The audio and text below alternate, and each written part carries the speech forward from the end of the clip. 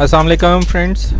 हमेशा की तरह आज हमारा एक वीडियो सोलर सिस्टम के ऊपर ऑलरेडी बनी हुई है और एक ये नई वीडियो है उन लोगों के लिए जिन लोगों के लिए एक सोलर सिस्टम लगवाना बहुत महंगा है।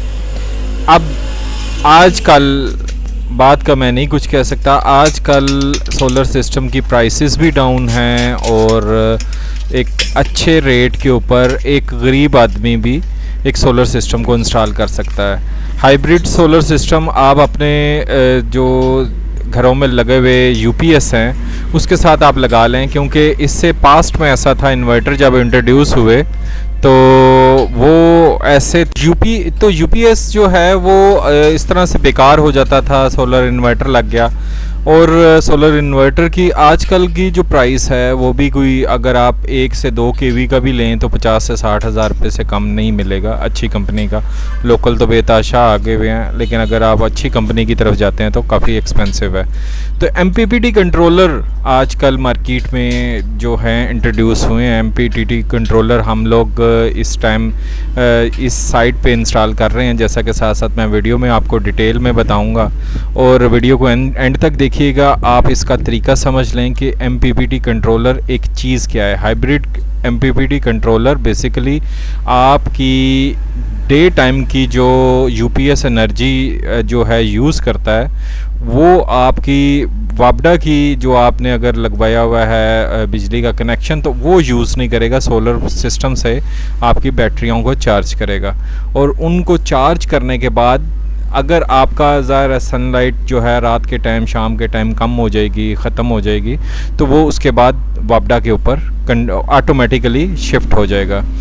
अमूमन मैंने देखा है कि एमपीपीटी कंट्रोलर इस चीज़ के ऊपर, शिफ्टिंग के ऊपर थोड़ा सा इशू करते हैं। और मेरा भी ये सिस्टम जब मैंने इंस्टॉल कर दिया और उसके बाद मैं जब वापस आ गया तो 2 दिनों के बाद कस्टमर ने मुझे ये कहा कि हाइब्रिड सिस्टम कन्वर्ट नहीं होता है, सोलर तो बहुत अच्छा काम कर रहा है। तो फिर उसको मैंने किस तरह से किया अकोमोडेट।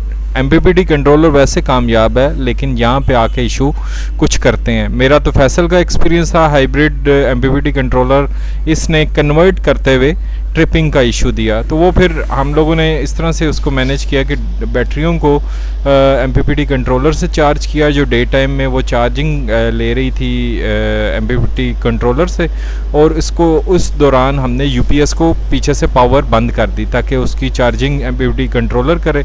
और उसको शाम के टाइम कस्टमर को बता दिया कि जब सनलाइट ख़त्म हो जाए और ये एमपीपीटी कंट्रोलर के ऊपर जो लाइट सोलर की है ये जब बुझ जाए तो आप इसको वापडा के जो यूपीएस का जो पीछे स्विच है उसको ऑन कर लें, ताकि आपकी बैटरियां रात के टाइम जो हैं चार्जिंग होती रहें।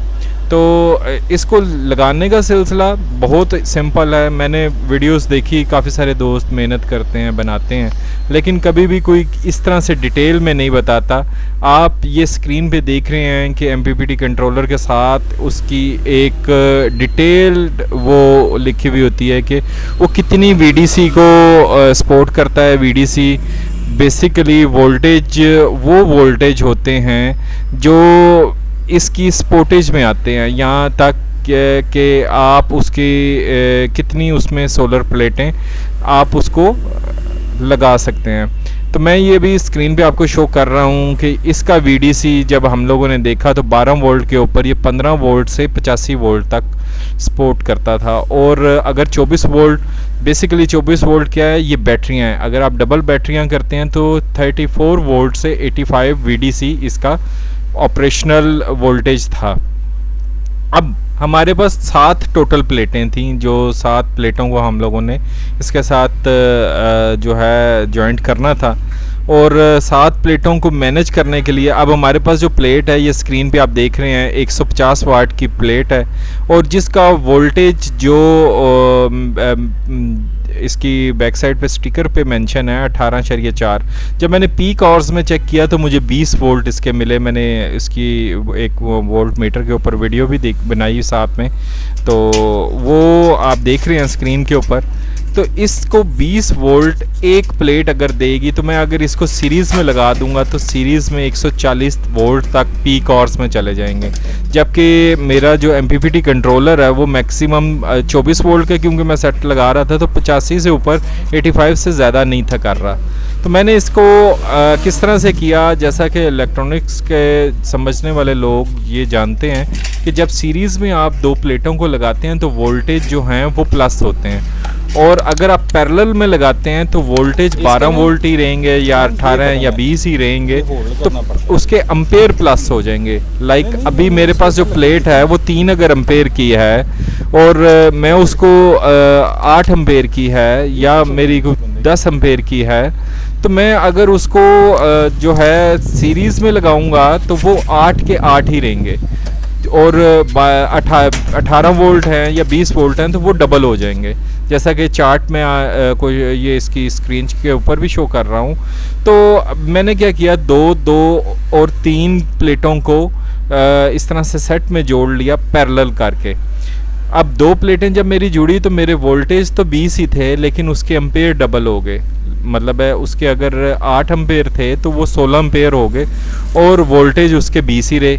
अब अगली मैंने प्लेट का सेट भी इसी तरह से बना लिया 20 वोल्ट का, और उससे अगली प्लेट का भी 3 प्लेटों को जोड़ के, क्योंकि मेरे पास कस्टमर ने मुझे डिमांड की तो मेरे पास 7 प्लेटें थी।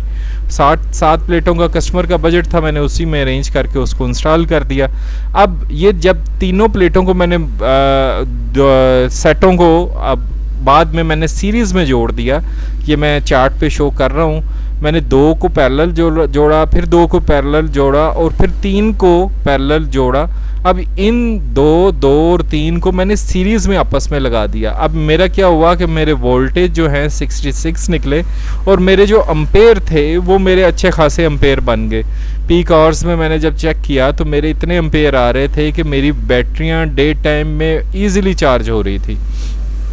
ये डिटेल जो समझने वाली बात है, इस वीडियो को बनाने का मकसद ये था कि आपको ये बताया जाए कि किस तरह से आपने VDC को देखते हुए आप अपने सोलर सिस्टम को खुद मैनेज कर सकते हैं। जस्ट आपके पास एक electronics volt meter, ampere metre ये होना चाहिए, और उसके ऊपर आप अपनी सारी चीज़ों को मैनेज कर सकते हैं।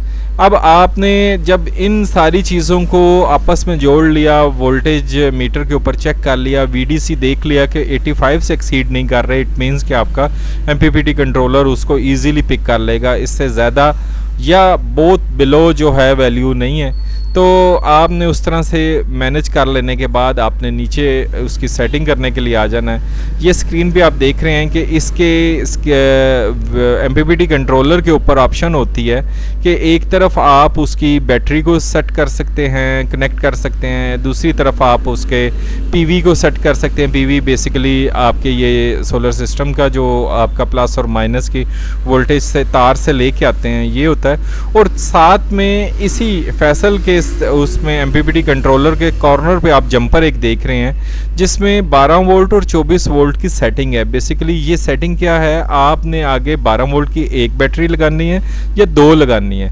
सीरीज़ में करके आप जब 2 लगाएंगे तो वोल्टेज उसके 24 वोल्ट हो जाएंगे। तो आपने 24 वोल्ट के ऊपर जंपर सेट कर लेना है, क्योंकि मेरा भी 2 बैटरियों का सेटअप था, तो मैंने 24 वोल्ट को प्लस और माइनस को देखते हुए इसको बैटरियों को कनेक्ट कर दिया, और PV में प्लस और माइनस अपने मीटर से देखते हुए इसको सोलर सिस्टम से जो मेरी प्लस और माइनस की केबल आ रही थी वो लगा दी।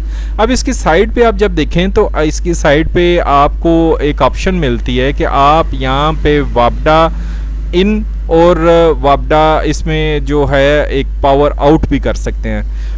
इनकी ऑप्शन ये है कि जब सनलाइट ख़त्म हो जाएगी, सोलर वर्क करना ख़त्म हो जाएगा, तो आप उधर से एक PC की पावर केबल लगा के, नॉर्मल जो ये आपको कंप्यूटर शॉप से मिल जाती हैं PC की पावर केबल, उसे नॉर्मली हम ज़बान में कहते हैं, तो वो लगा के आप उसको पावर दे दें।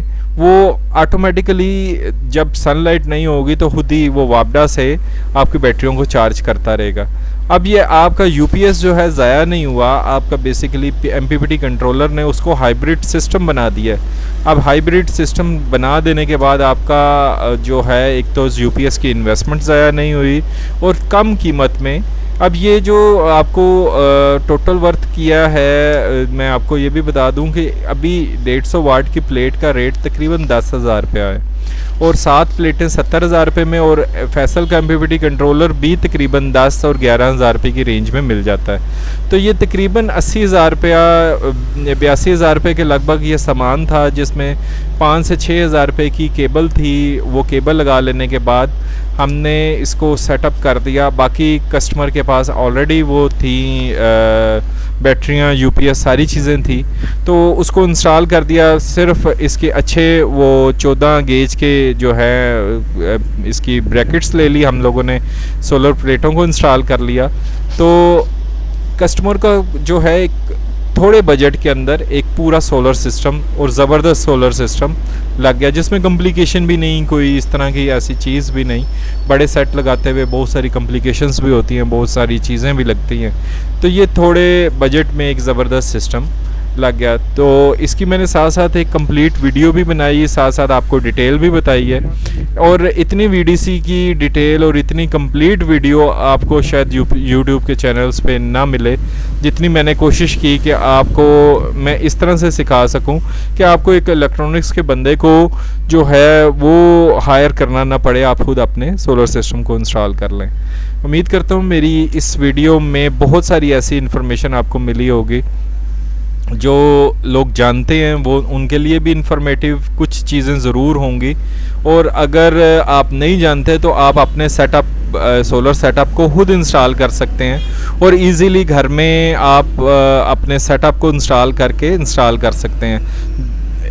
समझना बहुत ज़रूरी होता है जब आप सोलर सिस्टम लगा रहे हैं, आप इंस्टॉलेशन कर रहे हैं। इस चीज़ का समझना इसलिए ज़रूरी होता है कि आपको समझ आ सके कि आपका कितने केवी का सेट लग रहा है और कितने केवी आप इन्वेस्टमेंट आप कर रहे हैं। कस्टमर आपको इलेक्ट्रॉनिक्स वाले या सोलर सेल करने वाले उतनी डिटेल में नहीं समझा सकेंगे जितनी डिटेल में अगर आपको इस सारी चीज़ का नॉलेज होगा। इन्वर्टर की वीडियो मैं उसकी डिस्क्रिप्शन में इस डिटेल दे रहा हूँ, इस स्क्रीन के ऊपर भी शो हो रही है वीडियो की, आप वो देख सकते हैं। आप सोलर इन्वर्टर को इंस्टॉल करना चाहते हैं, उसका सेटअप थोड़ा सा डिफरेंट है। अगर आप MPPT कंट्रोलर लगाना चाहते हैं तो ये मेरी वीडियो इस टॉपिक के ऊपर एक कंप्लीट वीडियो है। उम्मीद करता हूँ आपको ये बड़ी अच्छी वीडियो लगी होगी, इन्फॉर्मेटिव वीडियो लगी होगी। चैनल ज़रूर सब्सक्राइब कर दीजिएगा ताकि आने वाली आपको मज़ीद अच्छी वीडियोज़ भी मिल सकें। Thank you so much.